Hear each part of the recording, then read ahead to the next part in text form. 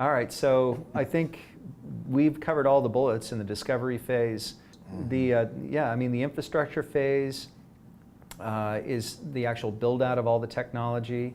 The asset production phase, which is number 3, is the, if a client requires branding and, brand elements, and they require, which they typically do, videos and photography and, obviously very in-depth messaging, all the copy, articles for blogs. Like, I think that's something that's really important to talk about is that, when it comes to content, we produce a lot of content. And not only do we produce it in-house with a lot of the, writing talent that we have in-house for blog content that needs to get rolled out to, client websites or any website for that matter.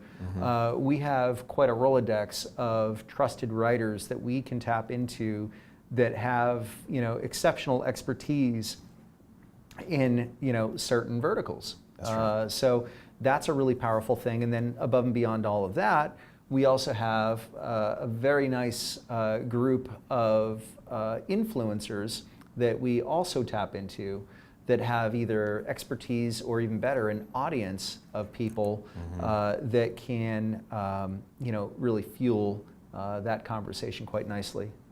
So that's the asset production and tapping into those resources when needed. And that's phase 3, and then phase 4. On that asset production thing, we can on the asset production angle, we can do it from soup to nuts. We can generate the ideas, then we can create the actual content, whether that be in print or video or a combination of. Then we have the influencers that we can turn to help promote it. We have the skill set internally to generate as many eyeballs to that asset, all of which is in an efficient manner because of because we have the umbrella. Everybody's under our umbrella, so we're able to keep the machine well oiled with content, because that's one of our biggest expertise and our biggest history. You and I actually met generating content 10 years ago, so we have a track record of doing that.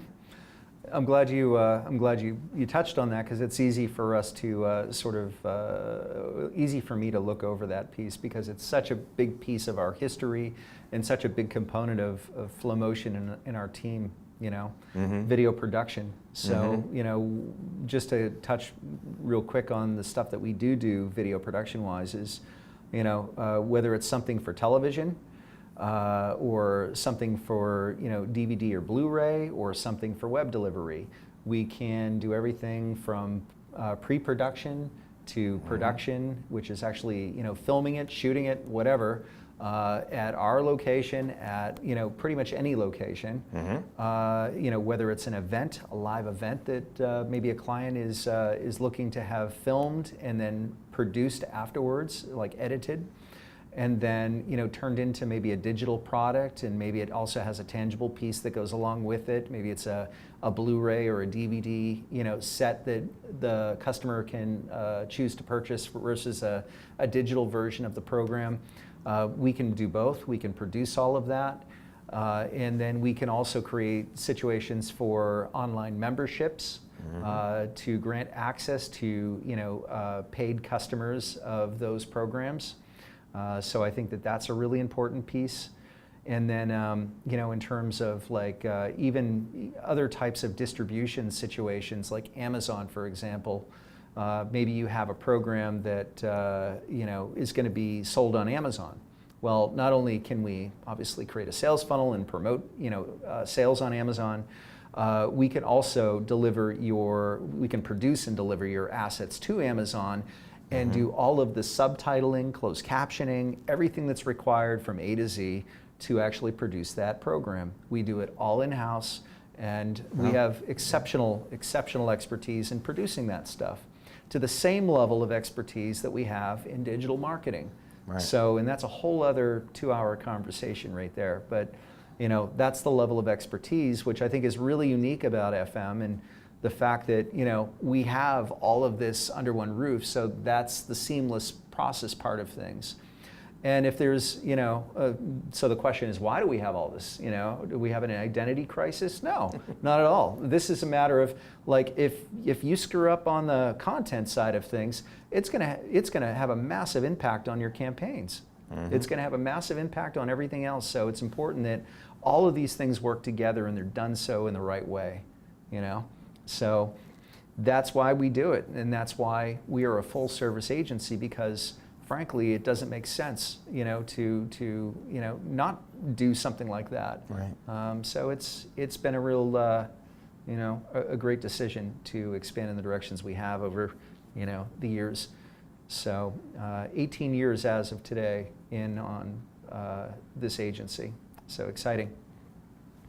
And then phase 4, nearing the end, is our campaign and execution, media testing, optimization, and that's when we actually start to. That's when the magic happens. Yeah, that's when we have some fun. Run the disco. Yeah, the disco comes on, right? The ball turns.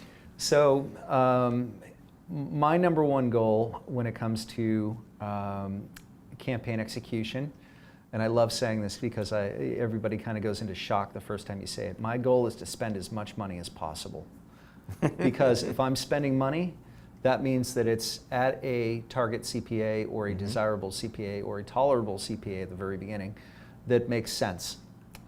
So if I can keep spending more money, that means that I'm getting more sales and the needle's going in the right direction. Mm-hmm. So that is the goal with the campaign phase, to get to that place as quickly as possible. And our obligation to the project, to the client, to ourselves, is to scale it up at a rate that makes sense, that we're not wasting dollars, that we're not losing dollars. Mm-hmm. Our goal is to go into these campaigns and not lose any money, hopefully. And oftentimes that's the case. I can't really recall, other than intentional testing, any times where we've lost money. We've always at least broken even, or in some way generated an asset and got a significant gain out of it, just in the initial testing phase.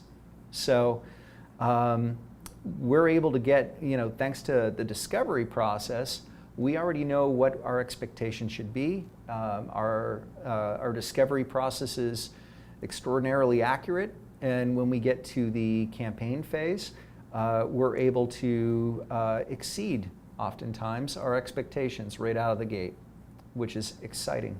And we can say that with confidence because, I don't know many other people that can walk into sort of a new campaign opportunity and just start, achieving that level of results, which I think is really exciting stuff. The campaign phase seems to be where most of our new clients think we start. They come to us because they've had such disasters at their campaign they just ran. Yeah. And they go, wait a minute, I thought Facebook was easy. I thought social media was easy. I threw a lot of money at it. The campaign failed. Yeah. And the process that you've walked through is the reason why our campaigns work. Mm-hmm. And their client's campaign failed before they got here because they didn't do the legwork beforehand. But one of the aspects that I think is the most interesting about our campaigns is that they're very complex. I mean, you're running 60, 70, 80 ad sets at a time, mm-hmm. with basically maybe 4 or 5 or 6 pieces of content, mm-hmm. but it's not a matter of I'm running 4 ads on Facebook. Technically you're running 70, 80, 100 ads at a time. Mm-hmm. And you have to, because of that, some of those are $10 buys, or some of those are $100 buys, or $1,000 a buy, or whatever, because that's part of, you're spending money to make money, right? And you know that the way you're doing that is in that big chunk, or a big pie with so many slices. Yep. And that's something that not every agency does, and I think that's one thing that FlowMotion does extremely well on behalf of the clients. Really well said. Yeah, absolutely, for sure. Okay, Anything else for phase 4 that you think would be productive to mention or talk about here? Tom, anything for you? No, I think we've hit on most of it already. Yeah. Along the line, right? We're really just starting to build out all the stuff that we've been talking about. Yeah. And the depth of which we can do that will vary from project to project, client to client. Absolutely. And then phase 5.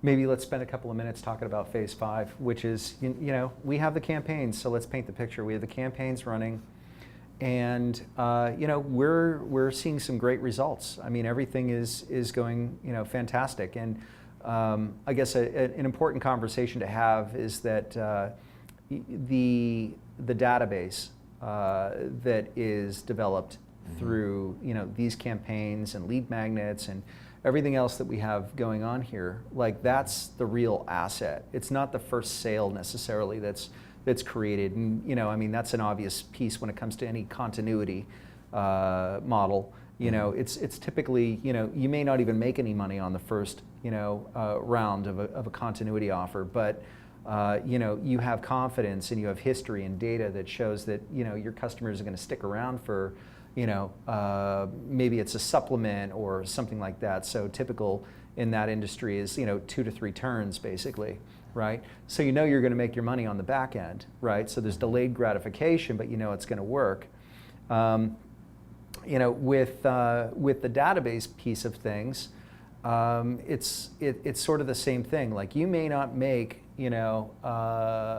everything you're looking to make out of the gate with your first product, right? And this would be a conversation that I think we could have with many of our clients, is that they're going to take their first product really far, and they're going to do really well with it.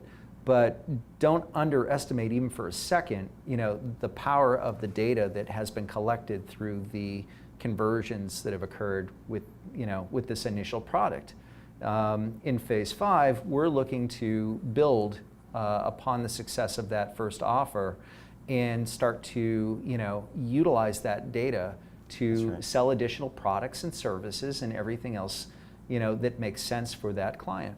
And that's when we can have a lot of fun and really turn it into, my favorite word, cash cow, and that sort of situation. Or by that time we've accomplished our goal. We've really, we've created a Shark Tank story basically, seriously, out of a product and out of the work that we've done.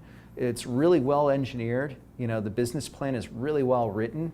And the client's in an awesome situation to start to look for an acquirer.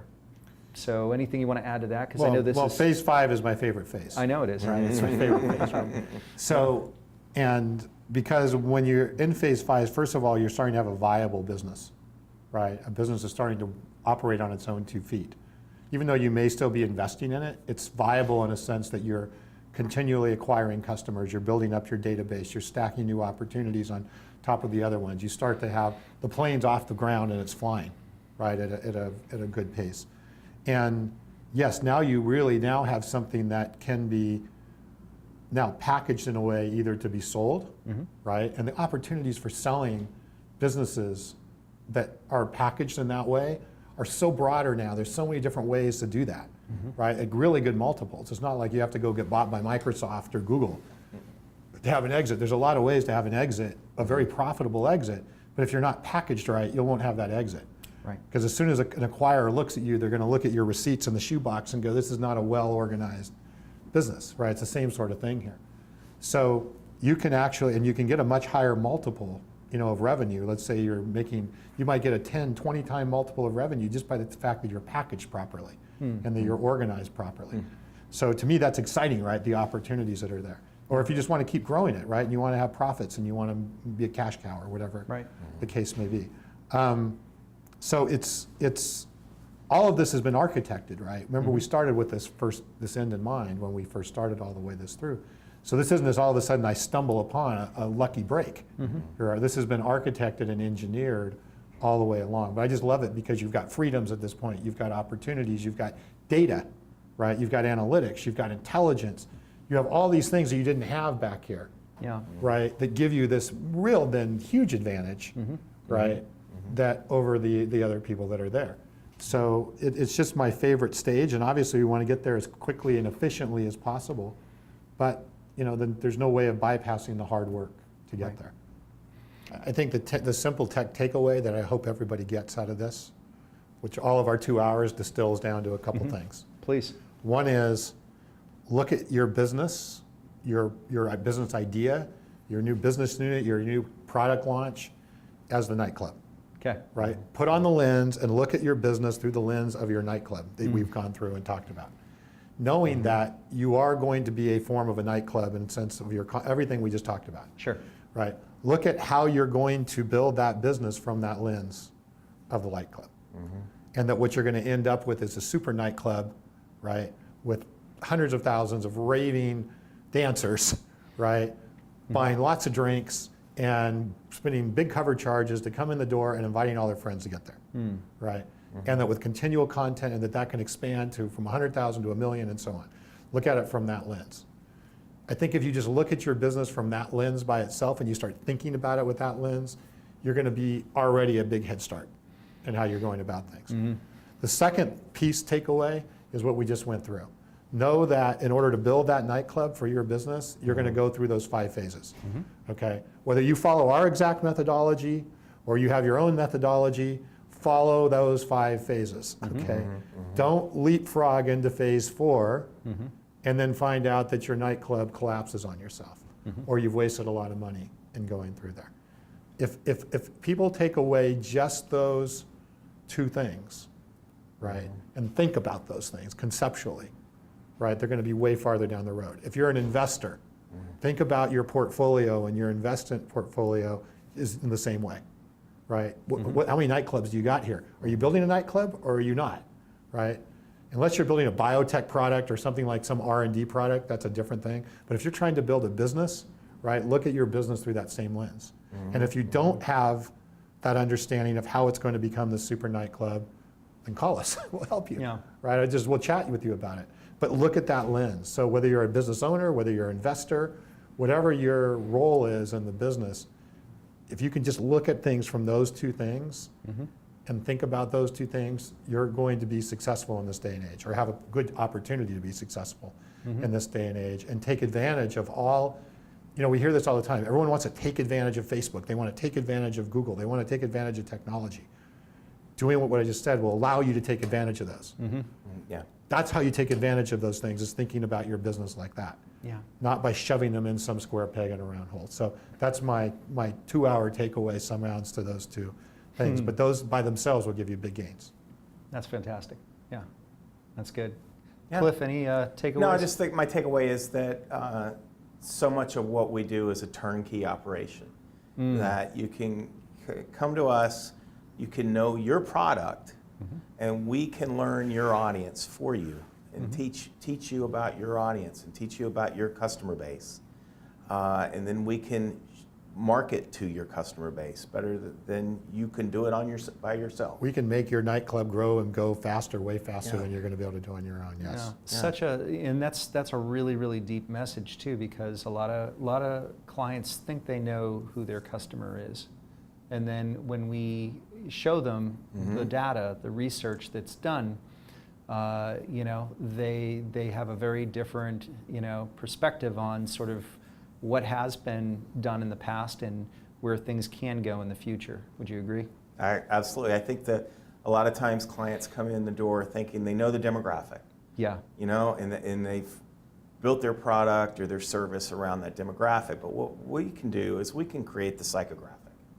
We can go in and we can say, okay, sure, that it's this age group or this economic background or whatever, or this region or this location. But then we can say, we know their favorite color is blue, and we know that their favorite cartoon strips is Peanuts. And so let's figure out a way to how to make that, let's figure out a way to market to that knowledge. Right. And that's why it's so efficient. Yeah, that's fantastic. So to, I guess, conclude our conversation here, we're open to new opportunities. We're open to, making new friends, meeting new people, and you know, basically the qualifications for the work that, you know, we desire to attract. You know, we talked about that earlier, but just to recap one more time, it's, you know, we're looking for companies, individuals who are properly capitalized, have the relevant business experience, you know, necessary to be successful with their project. You know, they can stomach the ups and downs. You know, they've gone through this video maybe, and they understand our process and what we do, and you know what makes us unique and how we think. And then, of course, they have a viable product or service, something that you know. Hopefully, they have had an opportunity to you know gather enough data to suggest that there's demand, strong demand, and that we can be you know very successful as a team, working together to market that product. And then, you know, very importantly is, you know, they're very clear about their end goal. You know, they have the big picture in mind. It's not just, let's throw a few dollars and see what happens. You know, it's a very clear goal in mind. And, you know, that's really what we're looking for. You know, somebody, you know, who fits that criteria. And, you know, I think the only thing I would add is just somebody who, someone who we can have fun, you know, working with, because there's a lot of time that goes into this work, you know, and there's a lot of back and forth, and you know, obviously there are some basic skills, you know, such as great communication and you know follow through and dependability, which you know we proudly deliver and expect the same in return. And you know, at the end of the day, we really want to enjoy the process, because you know that's productive and that helps you know the success of a project. So well, we're going to be a team, right? Yeah. We're going to be a team, and we all know that if the chemistry doesn't exist on a team, it's not going to work. Yeah. Right? It doesn't work in sports teams. It's not going to work here. That's right. So you know, if you're listening to us and you think we're a bunch of jerks, probably not the best fit. No, Right? no, But definitely not. But otherwise, I think that you know there's some real good synergy and Yeah. other things you went through and whatever. Then there's a lot we can do. So call Tom. He's available 24/7. Yes, and, I am. He loves weekend I run our telephone nightclub calls. all the time. So, There we go. okay. It's been fun, gentlemen. Thanks for watching. Thank you.